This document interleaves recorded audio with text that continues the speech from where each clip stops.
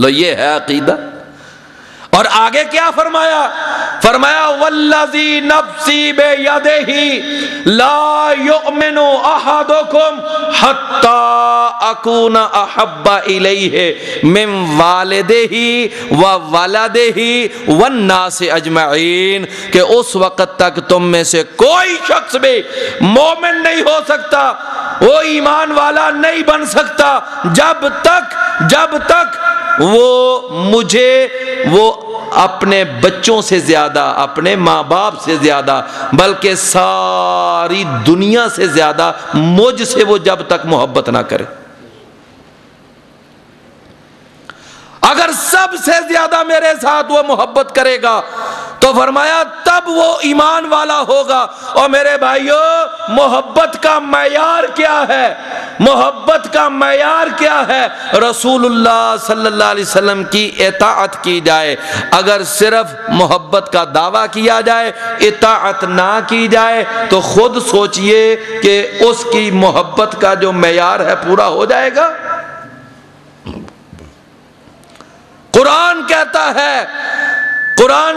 ہے فَلَا وَرَبِّكَ لَا يُؤْمِنُونَ حَتَّى يُحَكِّمُوكَ فِي مَا شَجَرَ بَيْنَهُمْ ثُمَّ لَا يَجِدُوا فِي أَنفُسِهِمْ حَرَجًا مِمَّا قَضَيْتَ وَيُسَلِّمُوا تَسْلِيمًا.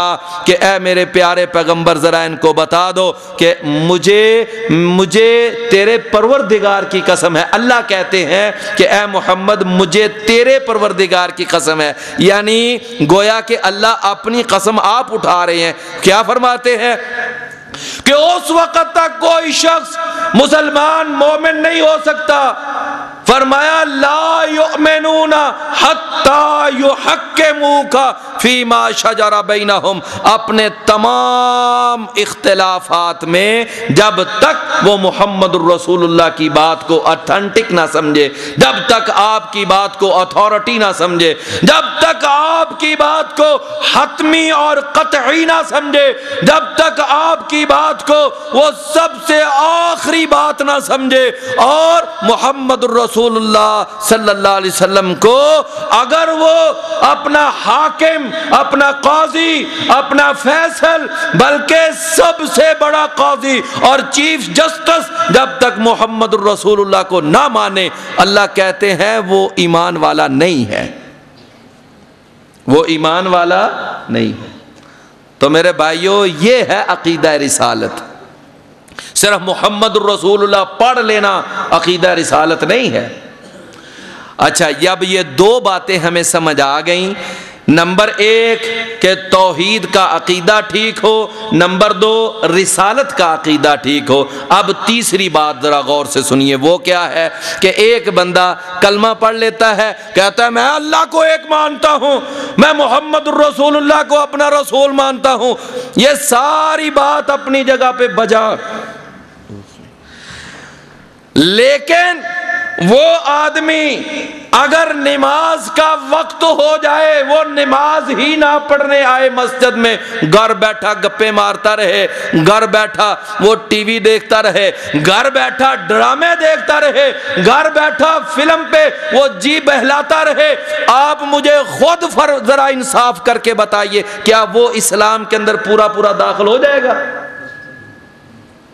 اس کا صرف کلمہ پڑھ لینا، اس کا عقیدہ توحید اور عقیدہ رسالت اس کو اسلام میں پورا داخلہ نہیں دلوائے گا. اس کے بعد پھر آگے بات ہے، رسول اللہ صلی اللہ علیہ وسلم نے ارشاد فرمایا امرت ان اقاتل الناس، مجھے حکم دیا گیا ہے اس بات کا کہ میں لوگوں کے ساتھ قتال کروں، جنگ کروں، لڑائی کروں، مارکا لڑوں. کب تک میں جہاد کروں، کب تک جنگ کروں، کب تک لڑائی کروں، میں کب تک تلوار چلاؤں؟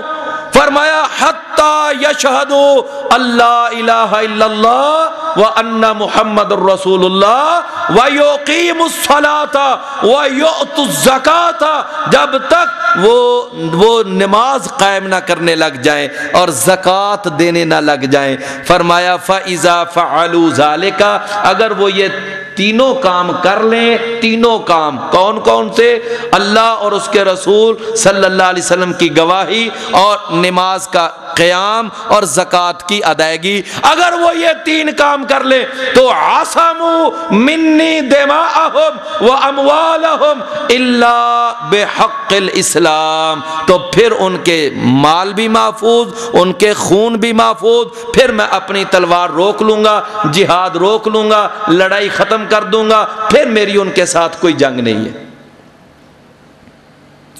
میرے بھائیو، نماز کا قیام یہ بہت ضروری ہے۔ رسول اللہ صلی اللہ علیہ وسلم نے جناب معاذ کو جب یمن کی طرف بھیجا تھا تو آپ نے کیا نصاب دے کر بھیجا تھا دعوت کا؟ آپ نے فرمایا تھا اے معاذ تو یمن کی طرف جا رہا ہے اور وہ ایک اہل کتاب کی قوم ہے، جلدی بات ماننے والے لوگ نہیں ہیں، بڑی حکمت سے، بڑی دانائی سے، بڑی سمجھداری کے ساتھ وہاں پر جا کر دین کا کام کرنا، دین کی دعوت دینا۔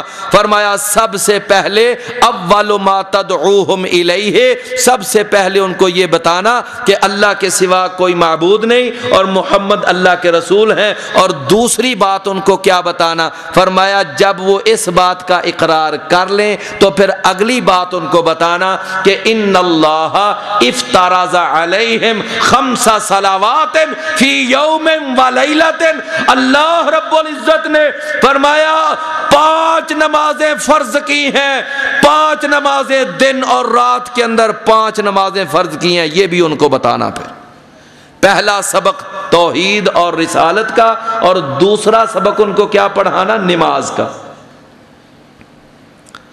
اللہ اکبر۔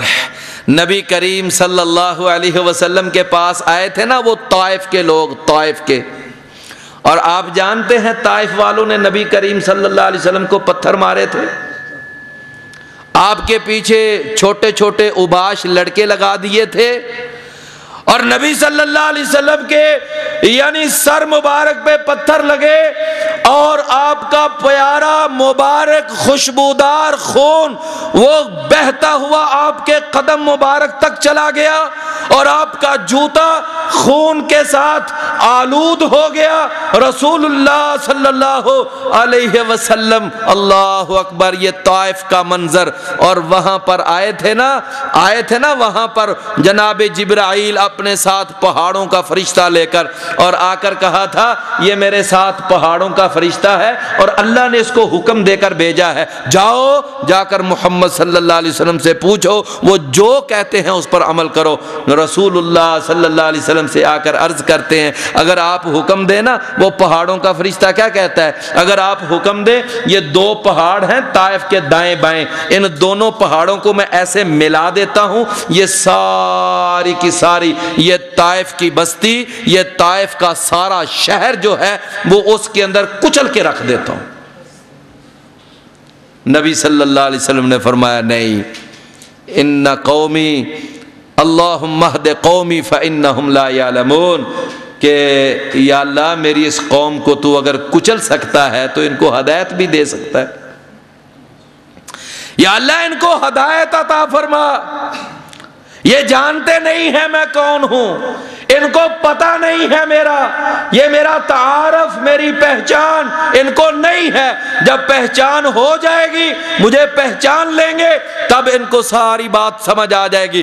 میرے بھائیو، رسول اللہ صلی اللہ علیہ وسلم کے پاس یہی طائف والے، اب جب اللہ نے فتوحات دے دی، اسلام غالب آ گیا، اور یہ بڑے بڑے عرب کے بڑے بڑے یہ یعنی جو اس طرح کے سر پھرے لوگ وہ اسلام کے اندر پھر داخل ہونے لگے۔ قرآن کہتا ہے اذا جاء نصر اللہ والفتح ورأیت الناس يدخلون فی دین اللہ افواجا، لوگ جوق در جوق اسلام کے اندر داخل ہو رہے تھے، اور ان قبیلوں کے اندر یہ طائف کا قبیلہ بھی، یہ بھی مسلمان ہونے کے لیے آیا۔ جب یہ قبیلہ آیا مسلمان ہونے کے لیے، ذرا غور فرمانا کہ یہ اتنے سر پھرے سر چڑھے یہ لوگ جو تھے یہ اسلام کی طرف آمادہ ہوئے تو کیسے ہوئے؟ میری بات کا غصہ نہ کرنا، میری بات کو مائنڈ نہ کرنا میرے بھائیوں، یہ جو بڑے بڑے سر پھرے لوگ تھے یہ اگر اسلام کی طرف آمادہ ہوئے تو جہاد کی برکت سے۔ کس کی برکت سے؟ جہاد کی برکت سے۔ اور یہ ماننا پڑے گا رسول اللہ صلی اللہ علیہ وسلم نے 13 سال مکہ کے اندر دعوت دی، مارے کھائیں، آپ کے ساتھی ذبح ہوئے، بڑے بڑے مظالم، لیکن میرے بھائیوں اسلام کو وہ ترقی، وہ عروج، وہ پھیلاؤ، وہ اشاعت وہ نہ مل سکی جو جب جہاد کا ساتھ ملا، جب جہاد کی سپورٹ ملی، جب جہاد کا تعاون ملا، جب دعوت اور جہاد یہ دونوں جمع ہوئے تو پھر اللہ رب العزت نے بہاریں دکھا دی، پھر رونقیں لگ گئیں، پھر لوگ جوق در جوق اسلام کے اندر داخل ہوئے۔ وہ لوگ جو اپنی مونچھیں نیچی کرنے کے لیے تیار نہیں تھے لیکن جہاد کی تلوار نے ان کی مونچھوں کو نیچے کیا۔ کس نے نیچا کیا؟ یہ جہاد کی تلوار نے۔ ہم تو آج کہتے ہیں نا یہ بڑے بڑے دنیا کے بدماش، یہ بڑے بڑے دنیا کے جگے اور یہ بڑے بڑے لٹیرے، میرے بھائیوں یہ امریکہ، یہ برطانیہ، یہ جرمنی، یہ ہالینڈ، یہ کینیڈا اور یہ ناروے، یہ رسول اللہ کے خاکے بنانے والے، یہ قرآن کی بے حرمتی کرنے والے، یہ رسول اللہ کو دہشت گرد قرار دینے والے اور قرآن کے اوراق جلانے والے، قرآن کے اوراق سے یہ استنجا کرنے والے بے ایمان، یہ لعنتی پلید، میرے بھائیوں یہ سارے ہم کہتے ہیں کہ یہ صرف اور صرف ہمارے احتجاج سے باز آ جائیں گے۔ احتجاج سے ہم پلے کارڈ لے کر بینر پکڑ کے کوئی ریلیاں نکال کے یا ریلیں نکال کے کوئی چھوٹے موٹے مارچ کر کے یا دھرنے دے کر ہم ان کافروں کا مقابلہ کریں گے نہ، یہ سب کا سب یہ خام خیالی کے سوا کچھ نہیں ہے۔ میرے بھائیوں ان سارے پلیدوں کا علاج کیا ہے؟ جہاد فی سبیل اللہ۔ جب تک جہاد کی تلوار نہیں آئے گی، جب تک جہاد کی تلوار نہیں چلے گی، جب تک ہم اپنی جوانیاں، اپنے گبرو اسلام کے لیے قربان نہیں کریں گے، یقین مانیے گا اس وقت تک نہ یہ کافر اپنی ان بری حرکتوں سے باز آئیں گے، اس وقت تک یہ باز نہیں آئیں گے۔